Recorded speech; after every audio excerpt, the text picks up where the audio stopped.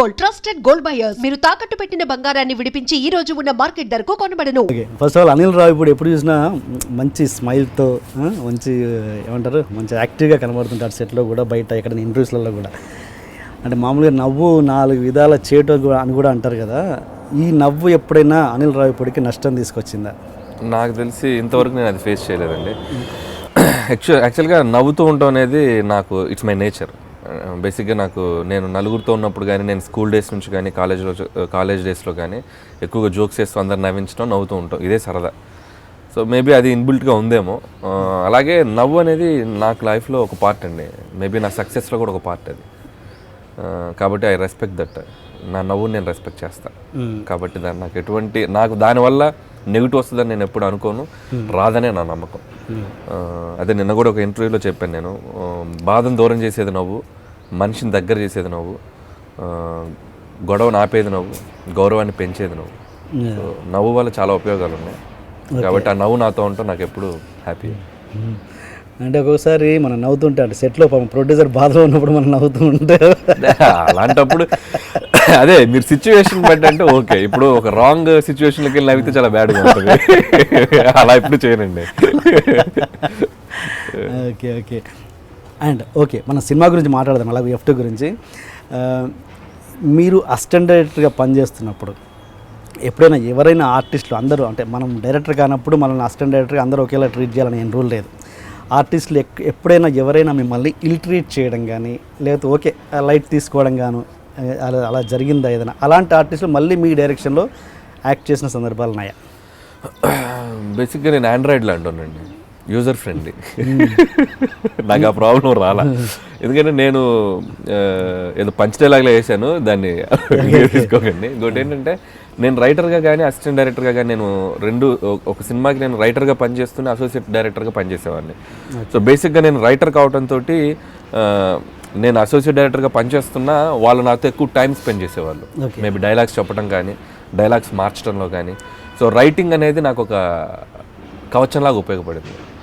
So ఎప్పుడు కూడా నేను ఆర్టిస్టుల దగ్గరికి వెళ్ళేటప్పుడు నా రైటింగ్ డైలాగులు చెప్పడంలో కూడా వాళ్ళకు ఒక చిన్న స్వార్థం ఉండి ఉండొచ్చు మేబీ. సో స్వార్థం లేకపోతే నా మీద ఇష్టం, what ever it is. So ఆ ఇన్సల్ట్ చేయడం కానీ అలాంటివి నేను ఎప్పుడు ఫేస్ చేయాల. ఇన్ఫ్యాక్ట్ నాతో ఎక్కువగా క్లోజ్గా ఉండేవాళ్ళు. నేను అలా అసిస్టెంట్ డైరెక్టర్గా ఉండి నాతో చాలా క్లోజ్గా ఉన్న ఆర్టిస్ట్లో మెయిన్ శ్రీనివాస్ రెడ్డి. అందుకే నా సినిమాలో తను ఎప్పుడు ఒక చిన్న స్పెషల్ రోల్స్ చేస్తూ ఉంటాడు. సో అలా చాలామంది ఆర్టిస్టులు కూడా నాతో చాలా ఫ్రెండ్లీగా ఉండేవాళ్ళు. నాతో ట్రావెల్ అయ్యాక ఆర్టిస్టులతో నేను సినిమా ఇండస్ట్రీకి వచ్చాక, నేను డైరెక్టర్ అయ్యాక కూడా వాళ్ళతో నా ట్రావెలింగ్ అలాగే ఉంది. Okay okay. అండ్ సప్తగిరి కూడా మీరు ఇచ్చిందే కదా ఆల్మోస్ట్ బ్రేక్. మరి అలాంటి సప్తగిరి మీ సినిమాలో ఎక్కువ కనబడాడు ఎందుకు? అది వాడు పాపం ఈ సినిమాకు ముందు కూడా ఫోన్ చేశాడు. అంటే కుదరలేదు. వాడేంటంటే ఫోన్ చేసి అరే అనిలు, నాకు నువ్వు 1 సీను 2 సీన్లు అయితే నేను చేయను రా. అక్కడే ఆఫ్ నేను.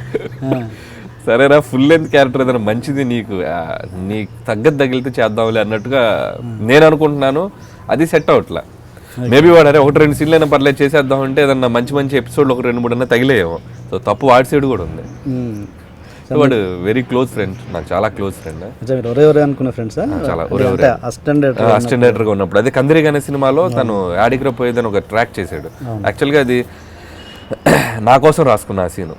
సో నేను కందిరిగా వాసు గారికి చెప్పి ఇది ఎక్స్టెన్షన్ అనమాట, సీన్ ఎక్స్టెన్షన్.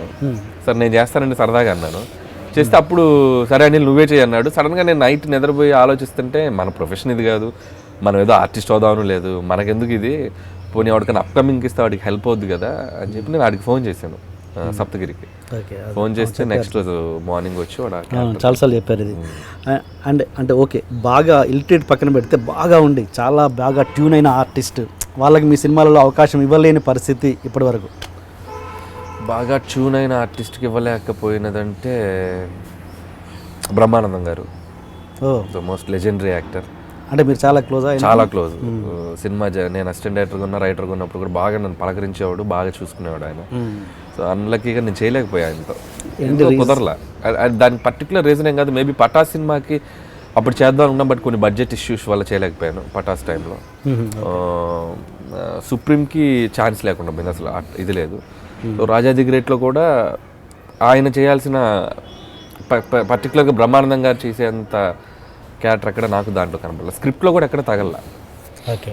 సో అందుకని కుదరలేదు, అదొకటి వెళ్తే నాకు ఉంది, ఆయనతో చేయలేకపోయాను. ఎందుకంటే కామెడీకి నేను కొంచెం స్ట్రాంగ్గా బిలీవ్ చేసి వెళ్తూ ఉంటాను. సో అలాంటిది కామెడీలో ఈజ్ కింగ్. సో ఆయనతో పని చేయలేకపోయానని ఒక ఫీలింగ్ ఉంది. ఫోన్ చేశారు ఆయనకి, హెల్త్ బాగాలేదు? లేదు, నేను ఇంకా చేయలేదు, గౌతమ్తో మాట్లాడాలి. జస్ట్ దీనికి ముందు ఒక 1 వీక్ ముందు రామారెడ్డిలో కలిసాను డబ్బింగ్ థియేటర్లో. చాలా బాగా మాట్లాడారు, చేపట్టుకొని. అంటే నేను నెక్స్ట్ చేయాలి సార్ మీతోటి, నేనే చెప్పేశాను, నన్ను క్షమించండి, will work together in my next film అని. Okay okay. ఇంతకుముందు పొద్దున విఎన్ ఆదిత్య గారితో మాట్లాడితే ఆయన చెప్పారు మీ సిచ్యువేషన్ ఏంటి, ఒక సీన్ చెప్పాల్సి వస్తే అనిల్ని అడిగితే తను ఇమీడియట్గా రాసేసాడు, నేను ఫస్ట్ రాయనన్నాడు, అదంతా చెప్పాలి. మీ వర్డ్స్తో చెప్పండి ఒకసారి. ఏది ఏ సినిమా? ఆయనతో చేసింది ఒకటే బాస్ సినిమా చేసింది. యాక్చువల్గా బాస్కి నేను అసిస్టెంట్ డైరెక్టర్ని. అదే అసిస్టెంట్ డైరెక్టర్, దానికి ఒక సీన్ రాయమంటే ఏదో మాలి గారి సీన్. యాక్చువల్గా బలభద్ర పాత్ర రమణి గారని ఒక స్క్రీన్ ప్లే రైటర్ ఉండేవారు, ఆవిడ ఆ సినిమాకి స్క్రీన్ ప్లే వర్క్ చేశారు. నేనేంటంటే అరుణ్ ప్రసాద్ గారు మా బాబాయ్, director Arun Prasad. So Gautam SSC నుంచి ఆయన నన్ను ఎంకరేజ్ చేసేవాళ్ళు. ఆ తర్వాత బాస్కి వెళ్ళాక నాకు ఏదో రాద్దాం పీకుదాం అని బాగా సరదాగా ఉండేది. ఓకే. అయితే సరే ఆదిత్య గారి దగ్గరికి వెళ్ళి అడగలేము సార్, నేను ఒక సీన్ దానికి డైలాగ్ రైటర్స్ చాలామంది ఉన్నారు. సో మనం లాస్ట్ బట్ 1 అసిస్టెంట్ డైరెక్టర్ నేను. సో మనలో ఏముండి బిలీవ్ చేసి మనకి ఇస్తారు అవకాశం అని చెప్పి నేను అడగడానికి కూడా ధైర్యం చాలా. సో అడగల, సరే ఊరికే మనమైతే ఈ సీన్ ఎలా రాస్తామని చెప్పి ఒక 2-3 సీన్లు రాశాను. రాస్తే రమణి గారు చూశారు ఒక సీన్, చూసి ఆదిత్య గారికి రిఫర్ చేశారు. చేస్తే ఒక బిట్ సీన్ రాశాను నేను, ఆయన చూసి అసలు విపరీతంగా నవ్వేశాడు. ఆదిత్య గారు నవ్వితే అసలు ఆగడు, బ్లాస్ట్ అయిపోతాడు ఆయన. సో ఒక 5-6 పంచులకి అయితే విపరీతంగా నవ్వాడు ఆయన. నవ్వి ట్రాక్ ఎక్స్టెండ్ చేయన్నాడు.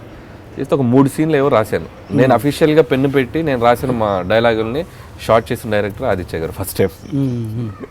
సో అఫీషియల్గా నేను పెన్ను పెట్టింది ఆ సినిమాలో. బాస్ ఫస్ట్ రాయనన్నారంటే కదా, నేను రాయను మళ్ళీ తేడా కొట్టితే బాగుండదు, అది ఒకటి భయపడ్డాను. అంటే సినిమా నేనేదో సరదాగా రాశానండి, రేపు పొద్దున్న సినిమాలో మీకు అది సింక్ అవుద్దో లేదో, అది ఒకవేళ వర్కౌట్ అవుద్దో లేదో అని చిన్న భయపడ్డా. ఎందుకు నేను వాళ్ళదాన్ని, ఇప్పుడు నేను బేసిక్గా నేను ఇదనుకోండి ఆ బ్లేమ్ తీసుకోవడానికి రెడీ, ఎవరిదో అది, నేను అనవసరంగా ఏదో పెట్టి అది ఏదైనా స్పాయిల్ ఇద్దాం అని చిన్న భయపడ్డాను నేను. అంతకుమించి అంతేగాని నేను మనం అప్పటికే ఏం కాదు కదా. సో అంతేగాని రాయకపోవడానికి రీజన్ అది.